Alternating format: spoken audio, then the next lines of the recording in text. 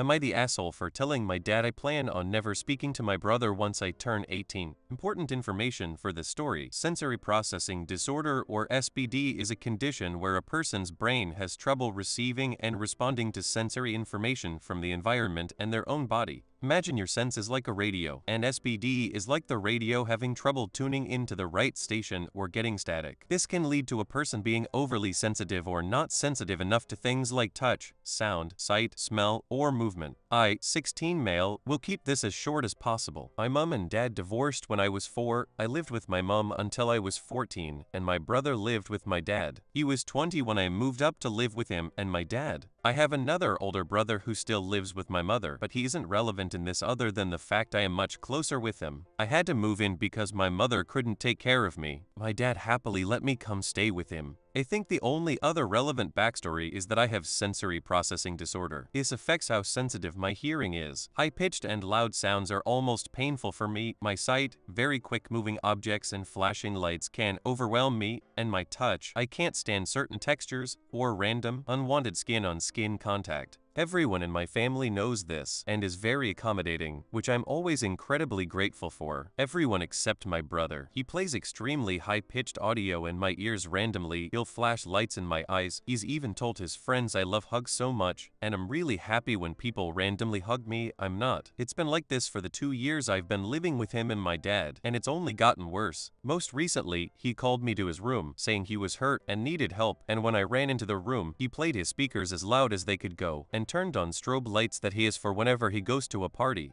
I completely lost it. I felt like I was underwater. I remember scratching at my ears and around my eyes, but other than that I don't remember much. My dad came and helped me and told my brother not to do it again. My dad always speaks to him about it every time after, and he always says he won't do it again, but he always does. Yesterday was a breaking point for me. I'd been downstairs baking with dad when he came in and said he was having some friends over in the back garden with social distancing. My dad said that's fine, and my brother asked if he could take out his speaker and put the lights on. Dad asked me if I was okay with that, and I said yes, as long as I got plenty of notice. My brother screamed at me, saying, "Oh my god, for once in your life, can you be fucking normal? I shouldn't have to warn you of anything. You're so fucking annoying." My dad asked him to stop shouting, and he did. He left, and my dad asked if I was okay, and I told him, why does it matter if I'm okay or not? I've dealt with this for 2 years, only 2 more, and I never have to speak to him again. My dad got upset. He is very close to his 3 brothers, my uncles, and thinks I should just forgive him to patch things up. He said he was disappointed in me for thinking about cutting my brother out of my life. I was always considering going to NC with him because of everything he's done, but after what my dad said I can't help but think if I'm overreacting to this. Would I be the asshole for cutting him out the day I turn 18? Relevant comments. Commenter 1. Honestly, it sounds like he is jealous. He was an only child for many years. Then you move in. With you having SPD, he probably sees it as your dad coddling or favoring you. The dynamic of the living situation is different than what he is used to. He is an adult. What he is doing is harassment and could get in serious trouble. Your brother needs a wake-up call and soon. Commenter 2. What he's doing is abusive and your dad has allowed it for years on end. He's just as much of an asshole. Commenter 3. I also have sensory processing disorder and my sister has always been a real jerk about, well, everything, including doing things like saying I know you hate hugs before hugging me. A lot of her BS stopped when I drew firm boundaries. Why wait? Stop talking to your brother now. Don't go to his room. Pretend he's a poltergeist. Just stay the heck away from him and tell your dad he can either enforce real punishment for your brother or he can also lose you at 18.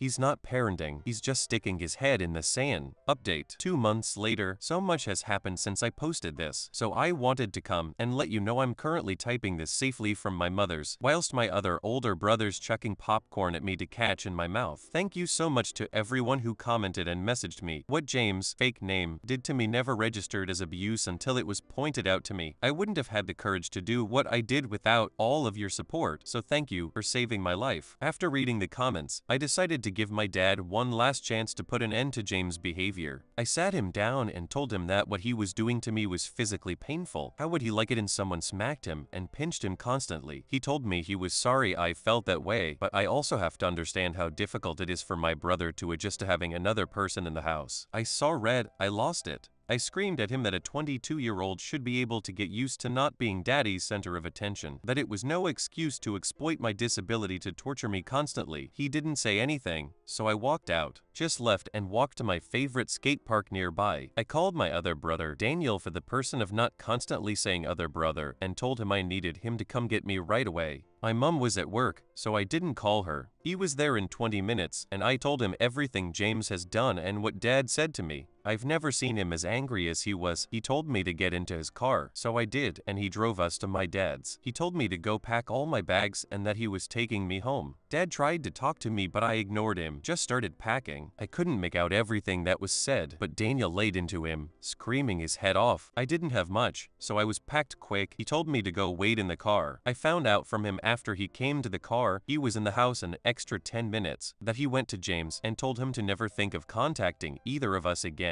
Apparently James tried to convince him that it should have just been him and Daniel, that I shouldn't have been born at all, that everything was better before I was. Daniel punched him hard. He had 2 fractured fingers that he got treated after we left. And that's it. I haven't heard from them since. Daniel told me to write a list of everything that sets off my sensory processing disorder, and that he'd make sure the house is as sensory processing disorder safe as possible. My mom cried when I told her what happened, and promised I always had a place with her and Daniel, which brings us to now, watching the perks of being a wallflower, typing this with Daniel still chucking popcorn at me. Once again, thank you everyone so much for the support and help. I wouldn't be where I am now if not for it. Be safe, everyone.